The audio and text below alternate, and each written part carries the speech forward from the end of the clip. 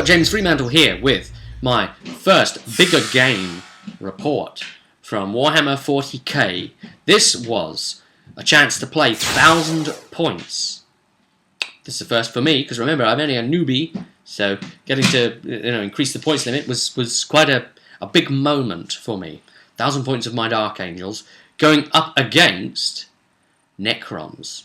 Now, they are the army that's considered at the moment in 6th edition to be very, very powerful. Some would say maybe too powerful? Well, the player himself believes that there are ways that you can build the list that are perhaps too powerful. Perhaps too cheesy would be the word. They are certainly the one that's getting a lot of hate on the forums. So, let's open it up to you guys. What do you think? How have Necrons been for you? And how do you play them if you play Necrons? Now, here's how I see it. As long as an opponent isn't always using the same tactics and same list against me, I don't mind. So I don't mind if he brings it, his guaranteed to win thing against me, because I actually would quite like to work out how to beat that. I'd enjoy that, as long as it's not all the time. I wasn't worried about it, basically. And I know that the player that I'm playing is a very reasonable guy anyway. And, a nice guy. He doesn't just want to completely steamroll everything and just win at all costs. And, I'm a very polite player as well. And there's sort of occasions where he'd be asking me, do you think there was things in the game where he was saying, do you think my vehicle lower gun can see over that rock? Because, in reality it can't, and I'd take a look and I'd say, yeah, it's a bit below it, but that's alright, I'll give you it, because it's skimming, isn't it? So we'll say it would be able to raise a little bit more and fire over it. I don't want to stop you doing the fun things of the shooting there on that tank, just things like that, little courtesies, I suppose, you can offer your opponent, where they say, is it in? Say, it's just on the edge of the paint. Go on, fine, all right. Those kind of things. I tend to sort of try and grant them towards my opponent a little bit, just to give them a better time. As I've said many, many times before, when you're playing a game like this, it is essentially a social contract that you're, an unspoken agreement with your opponent. So the list he had, I don't really know what he had there. I don't really know Necrons very well, but I know that he had his Warlord type model, and he had a Cryptek there behind it. He had all the usual sorts of things there, the warriors, and he had one of them barges, and it had 13 armour on it until it takes a penetrating, I think it was, or something. So it's like it's shielding. So that was very nice. He had a couple of units of destroyers out as well. So he had a couple of different units to deep strike. We ended up rolling the kill points thing. Now I decided I'm not going to try and play against Necrons specifically. I'm going to try and play up to my strengths. So I started looking at the army and what I should do with them. And here's what I picked, and I'll give you some reasons why. So, HQ, just one HQ. I chose, this time, a Company Master. Now, the reason I chose him was because I haven't used one yet. So, it was really as simple as that. And I'm pretty much taking only a force that's painted. So, I pretty much just took all my painted models. So, that was the real reason of bringing what I brought, because it's painted. Right, that's what I want to do to myself. Only use what's painted. I thought, okay, the Company Master, we'll try him out. I put him in Artificer Armour to make him a little bit better, and gave him digital weapons, because that seems to be fun at the moment. Rerolling wounds is always a good idea. He automatically comes with his power sword on the model, so I upgraded it to it. And I gave him an all specs, just because of the role I was going to put him in, I was going to put him in a roving unit and have him going up, looking for enemies that were digging in, and try and take their cover safe down and hit them. Even if another unit's going to hit them, he can take the cover safe down with his all specs, because he only had a pistol otherwise. So he's not really going to miss his shooting, seeing as he's more close combat configured anyway. The idea was to have two tactical squads straight up like the box that you get from Dark Vengeance, except the sergeants were upgraded to veteran sergeants, and instead of having the plasma pistols, I gave them the combi plasma, so they'd be able to have one pop of their plasma each. And what I did was I broke them down into combat squads. So both lots, both of those 2 units became 4 units of 5. So what I did was I separated the 5 with the heavy plasma and the plasma gun. So it's the heavy plasma gun and 3 guys with the bolters, and put them all up on a rear firing position with a attempt of line of sight to the enemy, and took the other 5 like that and put them next to them in the rear firing position, so that I had the 2 heavy assault plasma things set up to combine fire on that 5. It would be just a little bit of spillover to protect them. And then I had the other versions of the 5 led by the sergeant, the veteran sergeant. And the veteran sergeants were carrying melter bombs. So they were going to rove around and look for targets of opportunity if they happened to pop up, if they happened to get themselves in trouble. And one of those combat squads of 5 had the company master put in with them. So that was the idea, really. They're roving, taking down cover, blowing things up if possible, getting around the board, as the other guys sit back and pewage from their position. This could have worked very, very badly against me, because I've created essentially more units for him to kill as kill points. Luckily, it didn't work against me, but we'll get to that, because I played very sort of canny. Right, then I had Deathwing all ready to go. So 5 Deathwing, exactly as you get them in the Dark Vengeance box, Chain Fist, Assault Cannon. So I decided I'm still trying to get used to this whole, like, how to bring the Deathwing thing in. So I determined, alright, I'll bring them in on turn 1 this time. We're learning. So I had my 3 Raven Wing, and again, they're the Dark Vengeance ones, but I couldn't afford the plasma gun on the biker, so instead I downgraded it to a flamer, and I said, we'll just proxy this plasma as a flamer. You know what it is now. That's the only thing that isn't what it appears to be. It's the only non-WYSIWYG. It's a flamer. Got it? Right. Let's go. And very, very important, the sergeant of the Raven Wing was given melter bombs. That was very important. I had a definite plan in mind. So they were ready. I brought a Whirlwind. It comes with all of the upgrades built onto it anyway that you'd want. 65 points. I had 10 points knocking around in the end, and I decided, okay, do you know what, we'll stick a Hunter Killer Missile on it. So the idea here was mainly just to keep in cover and just barrage the enemy, and as soon as he shows his head, hit him with a Hunter Killer as well.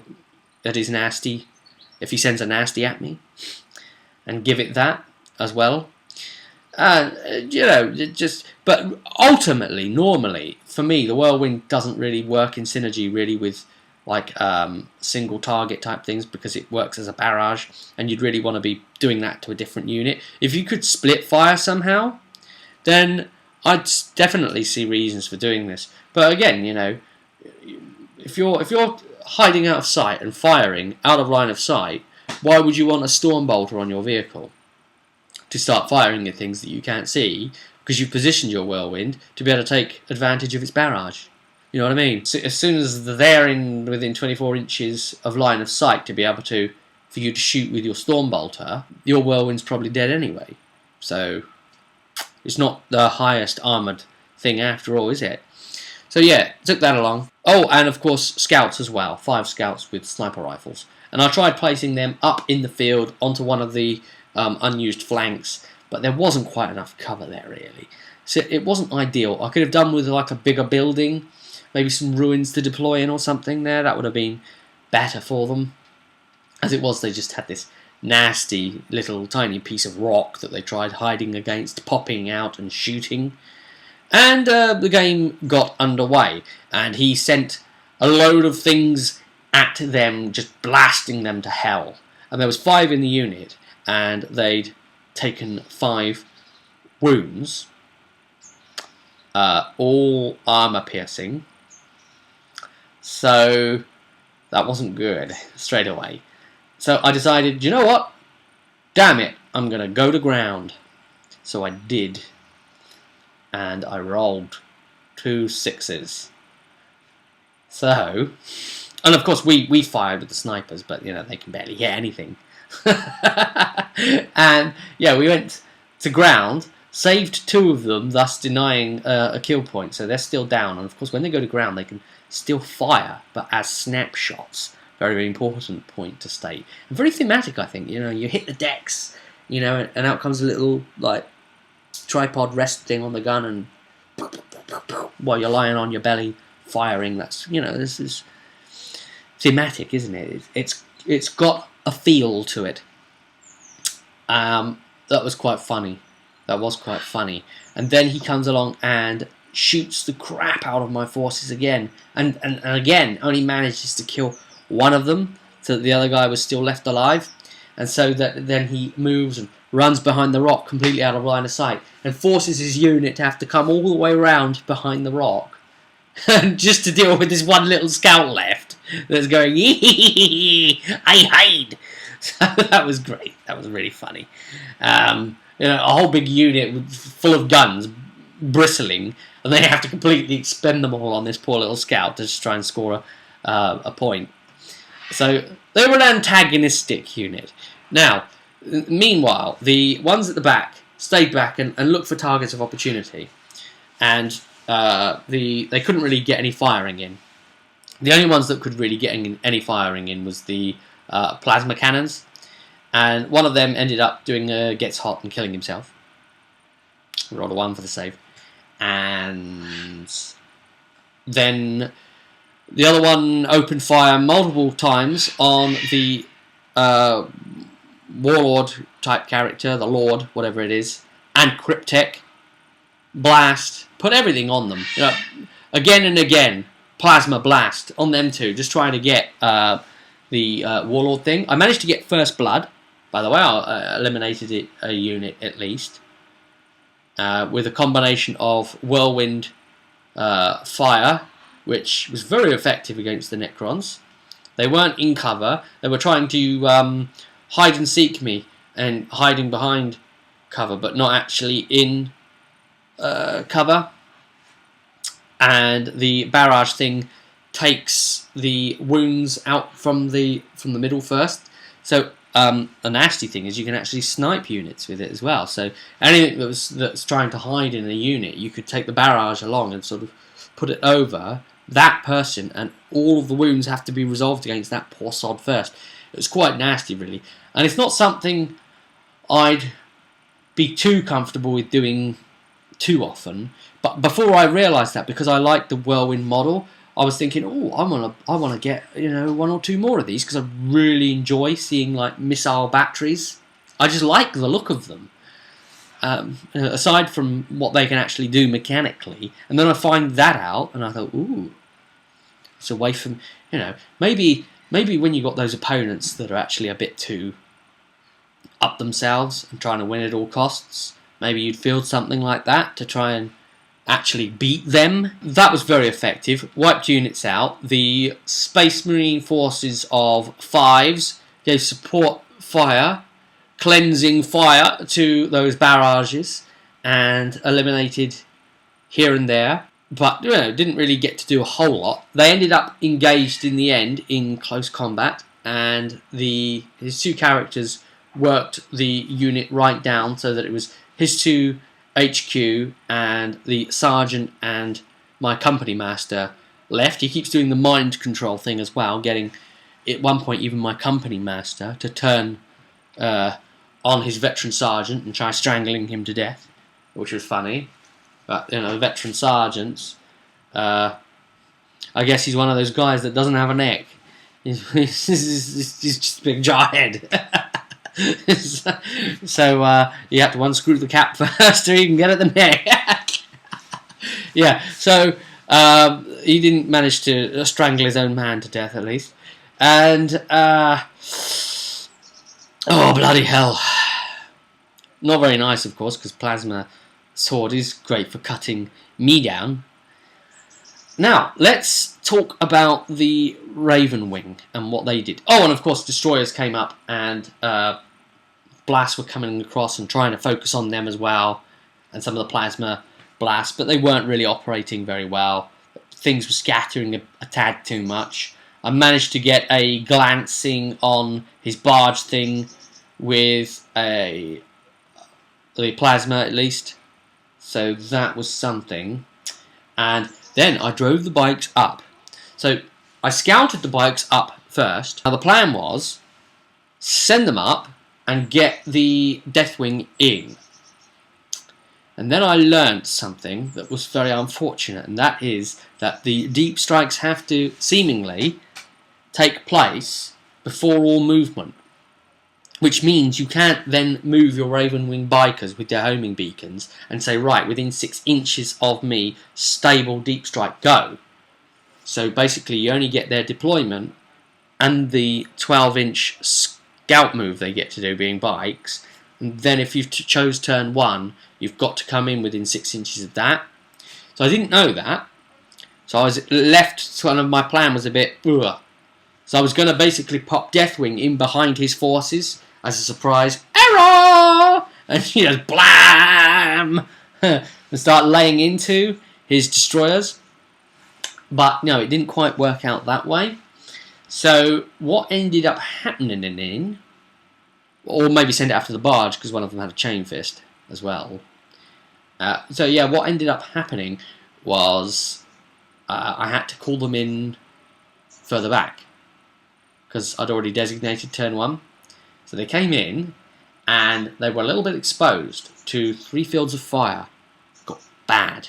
So you know, they're taking wounds from these guys and wounds from over here and wounds from this barge thing, and the bikes are returning fire a bit as well.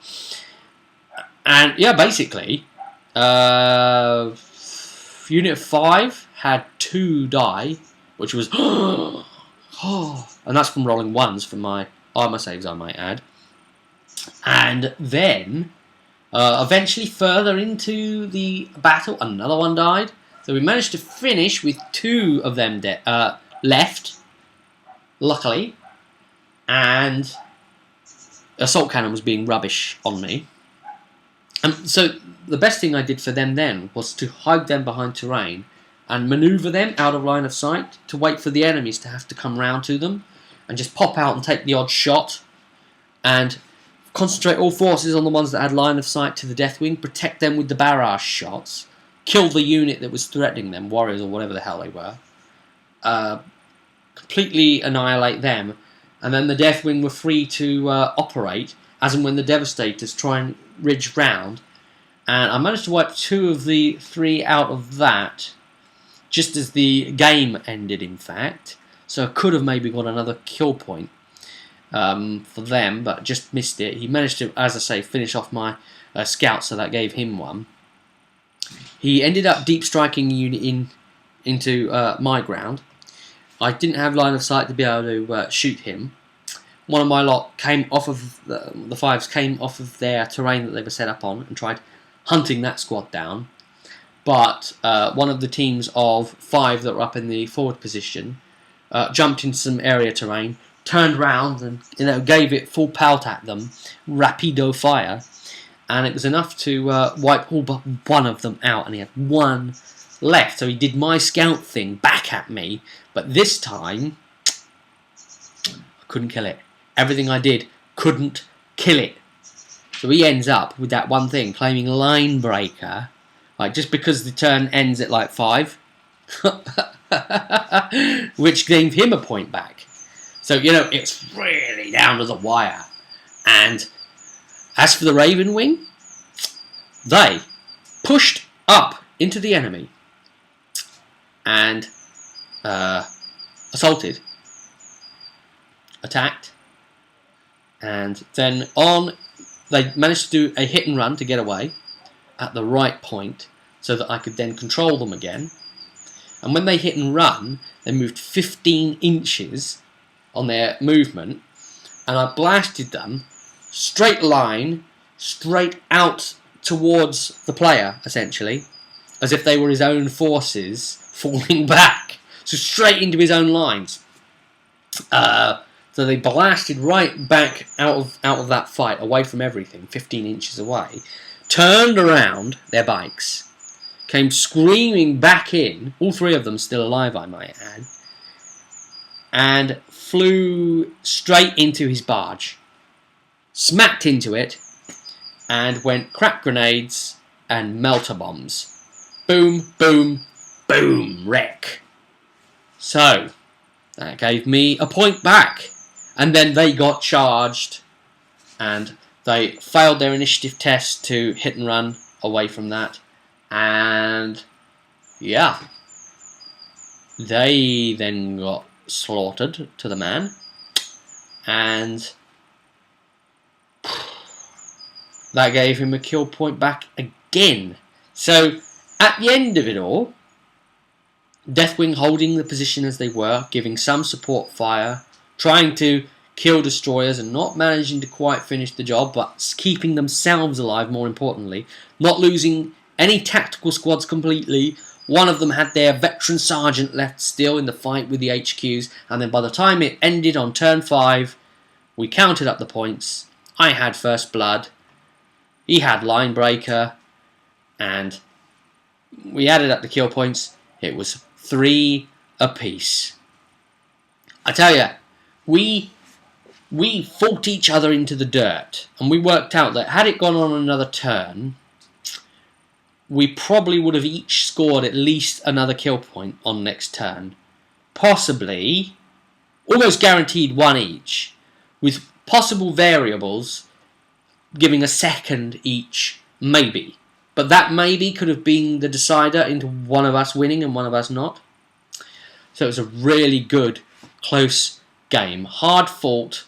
If I'd have just poured at him, then he'd have won. Because I'd have exposed myself to fire. He was sat waiting for me.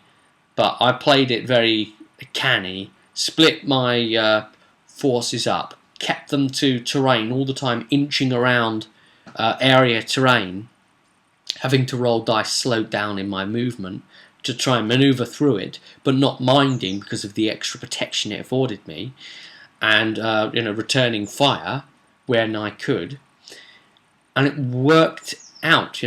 Cagey, conservative play, and so I think that's how I'm starting to find myself as a player at the moment, quite a conservative player.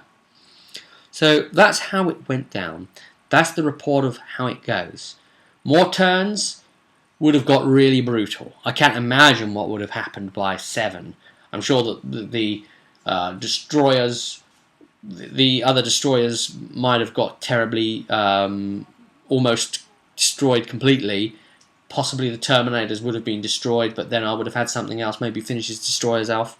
He had nothing to be able to threaten the Whirlwind, so that would have just kept on pounding every turn. The other weird thing is, I kept on, I think it was only like once I didn't, kept on rolling a straight hit on the scatter dice. I don't know why. I couldn't believe it. It's just again, a hit again, and again. But I suppose, for something to be truly random, that has to be able to happen too, doesn't it? Well, anyway, there we go. 3 apiece on that. Really enjoyable game. And I'm starting to get a handle on things. Start to understand how to use the Raven Wing with the Deathwing, how to combine them. Look for better cover opportunities for the scouts.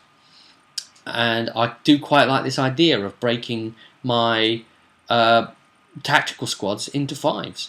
So we'll see what else I can do with tactics like that in the future. But until next time, I'll see you at the table.